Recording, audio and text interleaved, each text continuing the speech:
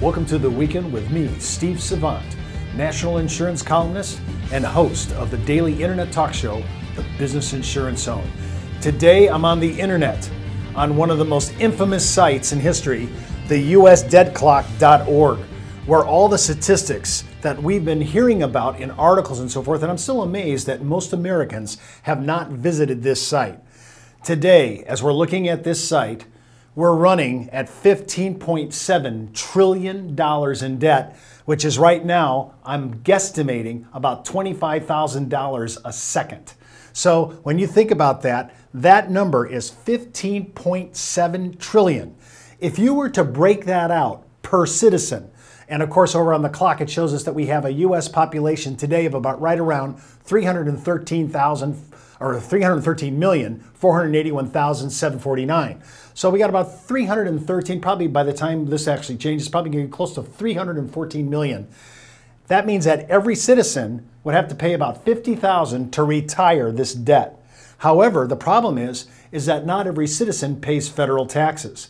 If we only included the people who did federal taxes, that number would be 138,344. That's the debt per taxpayer. So notice the difference.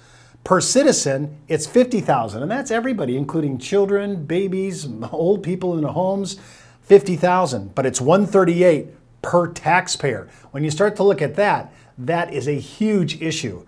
Look over here. Our U.S. federal spending is $3.5 trillion. We're taking in an income of about $2.2 trillion, so it leaves us with a deficit of about $1 trillion. See, I'm not even used to using the word T. Trillion, $1.3 trillion. So when I'm looking at these numbers, they're astronomical. And think about it, right now, our total interest debt for that 15 million is about 15.7 trillion is 3.8 trillion. The interest per citizen, again, $12,133. Our total debt, that means all of the 15.7 trillion and Social Security and Medicare and everything that we're talking about is $57 trillion all in.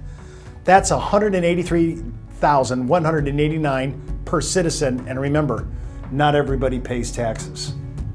When I come back, I'm going to be talking more about the U.S. debt clock, and I'm going to show you the future, 2016, on the next coming presidential election.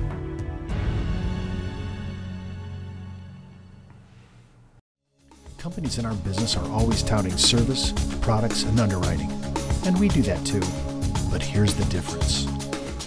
Now enter the world of the elite producer with a value package that cuts us out of the pack, a BD that approves social media marketing of non-FINRA products and doesn't take an override, with the best competition desk in the industry, and for our loyal producers, a true group health plan. No one offers that. Brokers Alliance does. Well, welcome back, and here is the future. I've taken the U.S. debt clock and put it on this day for this weekend in 2016.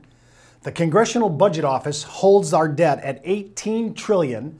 The Office of Management and Budget has it at $19.7.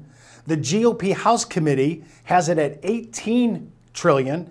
And the U.S. debt clock itself has it about another $3.7 trillion above the line.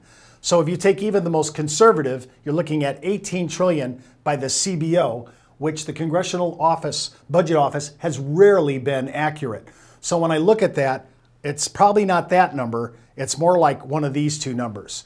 So 4 years from now, in 2016, we could be looking at a $19.7 trillion unchecked budget, U.S. debt, to a 21, all the way up to maybe even 21.7 trillion. Sometime during 2015, we'll cross over the 20 trillion mark. Wow, think about that. It's the U.S. debt and how it affects our business. It's how it affects every citizen. And the U.S. debt now is starting to infringe upon our currency.